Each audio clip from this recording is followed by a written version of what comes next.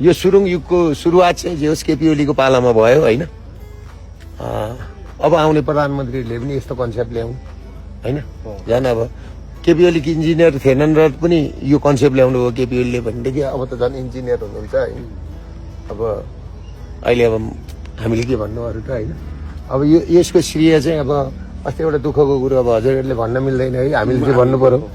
के छ भने जसले सुरुवात गर्यो नि उसको नाम चाहिँ हटाउनु हुँदैन थियो। केपी ओलीको जुन नाम हटाउने काम भयो त्यसपछि त हिजो दरबार भए, धराराहरू भए होइन, जयस्थिति मल्लका पालाका बनेका छन् होइन। रानी पोखरी कुन मल्लको पालामा बनेको होइन।